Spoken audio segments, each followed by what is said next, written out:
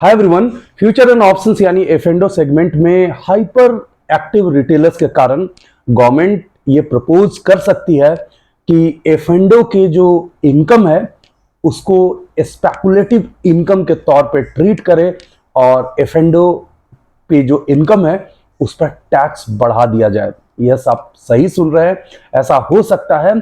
और उसका सबसे बड़ा रीजन तो यही है कि जो रिटेल पार्टिसिपेशन जो है एफएंडो सेगमेंट्स में वो 2020 के बाद बहुत ज्यादा हो गया है।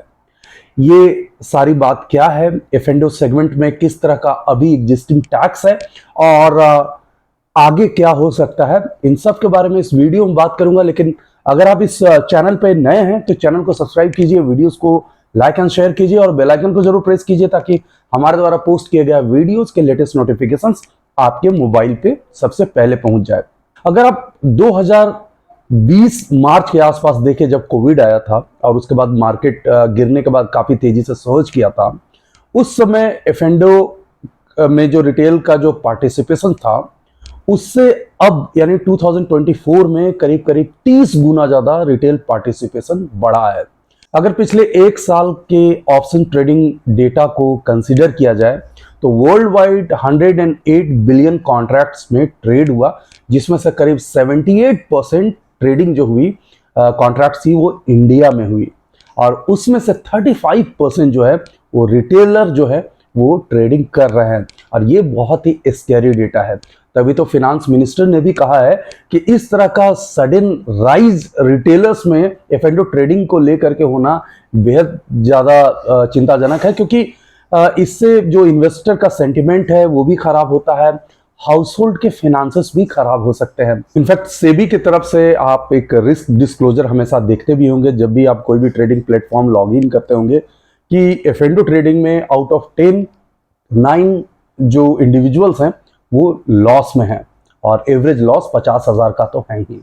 तो कहने का मतलब यह है कि एक सीरियस स्टेप लिया जा रहा है।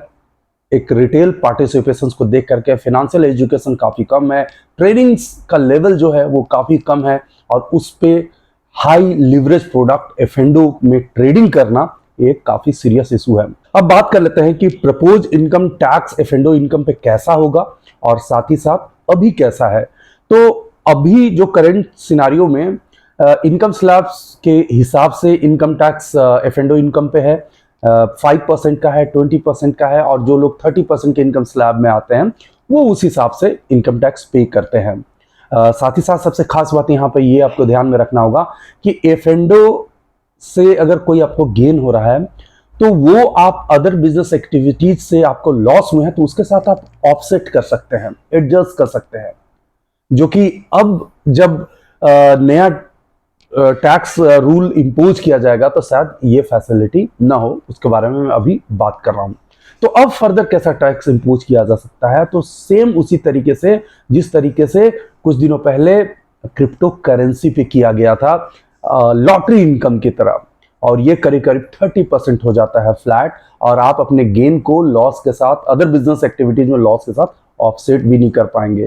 तो यहाँ पे लॉटरी इनकम की तरह आपको टैक्स देना होगा, जिसको कि स्पेकुलेटिव इनकम कहा जाएगा। अभी जो हम टैक्स देते हैं एफएंडो पे वो बिजनेस इनकम के हिसाब से देते हैं, लेकिन अगर ये नया टैक्स अगर इम्पोज किया जाए तो हमारा जो टैक्स देने का जो तरीका होगा वो होगा स्पेकुलेटिव इनकम के हिसाब से। साथ ही साथ टीडीएस भी यहाँ पे इम्पोज किया जा सकता है ताकि जो भी इन्वेस्टर है, ट्रेडर है, उनमें उन पर गवर्नमेंट जो है वो अच्छे तरीके से ट्रैक कर पाए।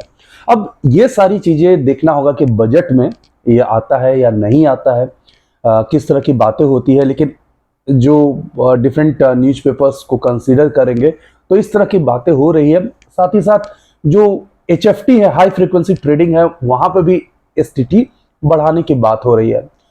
अब बहुत सारे लोग ये समझेंगे कि हम तो एफएंडो ट्रेडिंग करते हैं, 10,000 लगा करके 20-25,000 भी बन जाते हैं। एक्चुअली वो नोशनल प्रॉफिट है, कभी आपका बन भी जाता होगा, लेकिन नेट में अगर आप देखेंगे तो स्पेकुलेटिव ट्रेडिंग जो है वो काफी डेंजरस होता है। और खास करके ऐसे लोग जो बिगिनर्स हैं, जिन्होंने यूट्यूब में यहाँ वहां से थोड़ी सी नॉलेज गेन करी है, उनका तो लॉस करना काफ़ी कॉमन सी बात है और काफ़ी लोग लॉस कर रहे होते हैं। तो कहीं ना कहीं सेबी का ये स्टेप या जो फिनांस मिनिस्ट्री की तरफ से ये स्टेप्स आएंगे, ये जो होते हैं वो कहीं ना कहीं इन्वेस्टर के प्रोटेक्शन के लिए ही होते हैं, तो उसको वेलकम करना चाहिए। और आपको बहुत ही प्रोफेशनल तरीके से ही स्टॉक मार्केट को अप्रोच करना चाहिए। कई यूट्यूब वीडियो में देखा जाता है कि फटाफट कैसे 5 लाख बन गए, 10 लाख बन गए। ये चीज़ें जो है वो कई लोगों को अपनी तरफ अट्रैक्ट किया है और उसके कारण बहुत ज़्यादा लोगों को लॉसेस हुए हैं। तो फ्रेंड्स, लेट्स सी क्या होता है।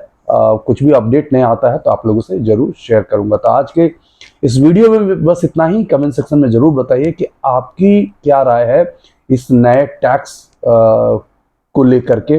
क्या आपको लगता है सही है या एब्सोल्युटली ये गलत है? Thanks for watching, take care. Video को लाइक करें, शेयर करें, सब्सक्राइब करें और आने वाले वीडियोस के नोटिफिकेशंस के लिए बेल आइकन को दबाएं।